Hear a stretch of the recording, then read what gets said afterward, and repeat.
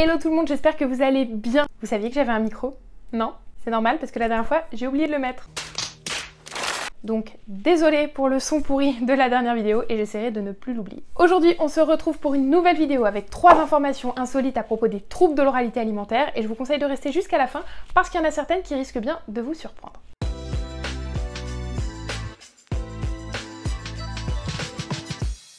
Première information, les troubles de l'oralité alimentaire sont beaucoup plus répandus que ce qu'on pense. En fait, une personne sur 4 est ou a été concernée par les troubles de l'oralité alimentaire. Alors, évidemment, on peut être touché par les troubles de l'oralité alimentaire à des degrés d'importance différents. C'est-à-dire que chez certaines personnes, le trouble est tellement léger qu'en fait, il passe totalement inaperçu. N'empêche que ça fait beaucoup de monde. Alors vous allez me demander, mais si ça touche autant de monde, pourquoi est-ce qu'on n'en parle pas plus? Et là, c'est la réponse à laquelle j'ai pas de question.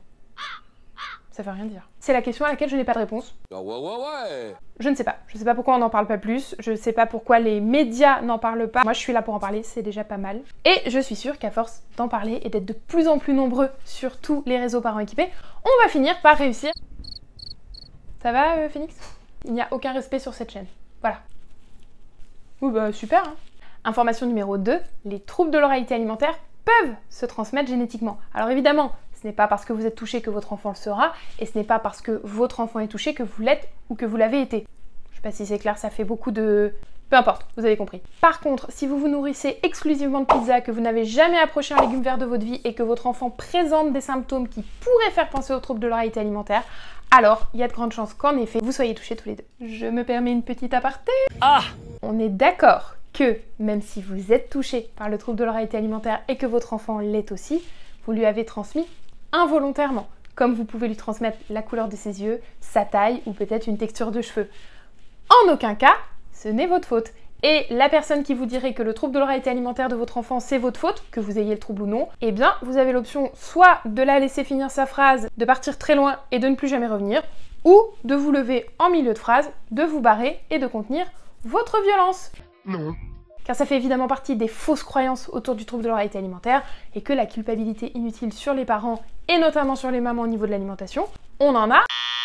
Je vais pas dire de gros mots parce que j'en ai marre de biper mes vidéos, mais enfin vous avez compris, ça va, on en a jusque là. Troisième information insolite, certaines études tentent à montrer que les enfants qui ont un trouble de l'oralité alimentaire auraient en fait une particularité génétique. On les appellerait les super goûteurs, puisque ces enfants-là ressentiraient les goûts avec beaucoup plus d'intensité, et notamment l'amer. Par ailleurs, ils auraient des papilles gustatives supplémentaires sur la langue. Donc évidemment, cette particularité influencerait leur goût et les éloignerait des fruits et des légumes. Alors je sais pas vous ce que vous en pensez, j'ai pas encore lu beaucoup d'études à ce sujet-là, mais ça fait 2-3 fois que je vois l'info passer. En tout cas, ce serait assez incroyable de se dire que tout ça pourrait en partie être causé par une particularité génétique avec des papilles gustatives en plus.